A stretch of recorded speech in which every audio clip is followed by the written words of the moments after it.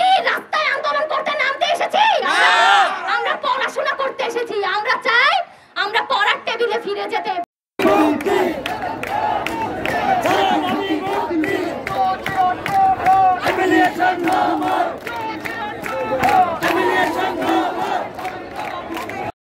আচ্ছা, আপনার প্রথম প্রশ্ন ছিল যে আমরা কেন এই দাবিটা করছি আর কেন এই দাবির আমাদের আজকের এই দাবিটা কি? আমাদের এই দাবিটা হচ্ছে, আপনাকে একটা উদাহরণ দিয়ে বুঝাই। গ্রাম্য ভাষায় একটা কথা আছে, আপন সন্তান আর পর সন্তান কখনো এক চোখে গ্রামের ভাষার মানুষ এবং এই দেশের মানুষ দেখে না। দাবি তার একটি সাহিত্য বিশ্ববিদ্যালয়, তার অন্তর্ভুক্ত হয়ে আজকে আমরা প্রায় এই 7টা ক্যাম্পাসে আমাদের প্রায় 1.5 লক্ষ শিক্ষার্থী।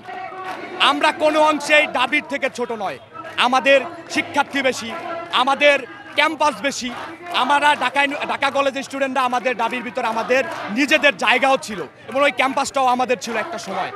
আমরা সব কিছুর পরে কথা হচ্ছে, আমাদের সাথে যে পর সন্তানের মতো আচরণ করা হয়, আমাদের সাথে যে পর সন্তানের মতো যেভাবে বৈষম্য করা হয়, আমাদের যে বন্ধু আমাদের সাথে একসাথে ভর্তি হয়ে ঢাকা ইউনিভার্সিটি ভর্তি হয়ে সে 4 বছরে অনার্স করে বের হয়, আমরা 6 বছর, 6.5 বছর, 7 বছর লাগিয়ে যাচ্ছে।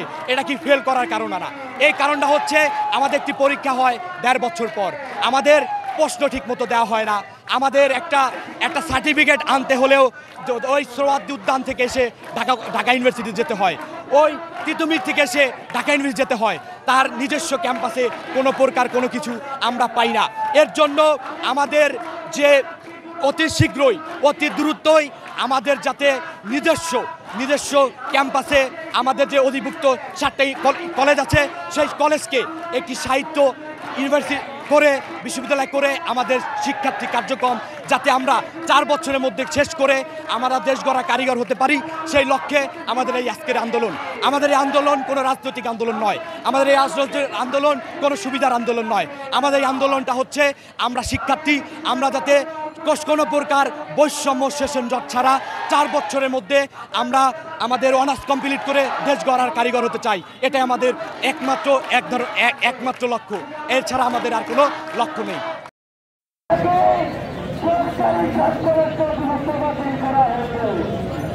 20,000কে ফেল করিয়ে দেয়, সেই 23,000কে 24 দিয়ে গুণ দেন, 48 কোটি 80 লক্ষ টাকা। হিসাবটা মিলিয়ে নিয়েন। 7টা কলেজে যদি এভাবে কোটি কোটি টাকা নেওয়া হয়, তাহলে সেই কোটি কোটি টাকাগুলো কোথায় খাটায় তারা? এই যে আমরা 7 কলেজে বিভিন্ন ক্লাস সংকট, রিসার্চের ফ্যাসিলিটি, আমাদের বিভিন্ন শিক্ষক সংকট, আমরা একটা লেকিংস নিয়ে যদি যাই প্রিন্সিপালের কাছে, তখন বলা হয় যে বাবা আমরা তো এগুলা নিয়ে বলতে পারবো না, আমাদের এত অনুমোদন আসে না, আমরা কিভাবে এটা করব বাবা, এটা তো ডিউ এখন জানে। হ্যাঁ, তো আমাদের প্রশ্ন তো এটাই, তাহলে ডিউ কি করতেছে? তারা তাদের উন্নয়ন করতেছে, তারা কোটি কোটি টাকা 7 কলেজ থেকে নিতেছে, তাহলে আমাদের কেন সেই উন্নয়ন করতেছে না?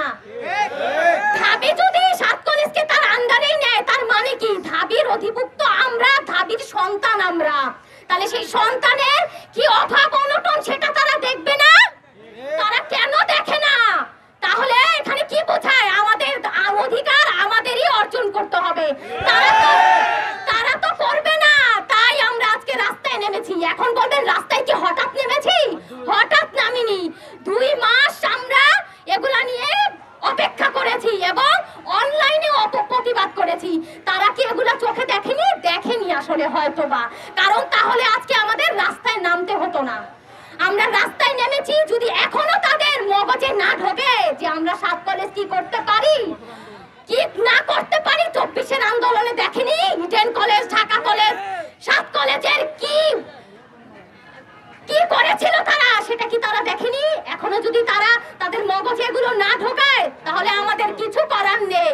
আমাদের এগুলো সব কিছুর আমরা সমাধান এটাই, আমাদের একটা পরিচয় দেখ, আর সেই পরিচয়ই স্বতন্ত্র বিশ্ববিদ্যালয়।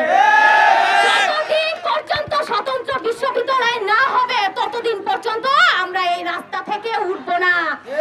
12 তারিখে আমাদের রুটিন দিয়েছে, আমাদের কি টাকা কি বক বক করে? আমাদের বাবা মা কি টাকা কষ্ট করে করে না? আমরা বাবা মায়ের টাকা দিয়ে কি রাস্তায় আন্দোলন করতে নামতে এসেছি? আমরা পড়াশোনা করতে এসেছি। আমরা চাই আমরা পড়ার টেবিলে ফিরে যেতে। 12 তারিখে আমাদের পরীক্ষা, আমাদের পরীক্ষার প্রিপারেশন আমরা নিতে চাই।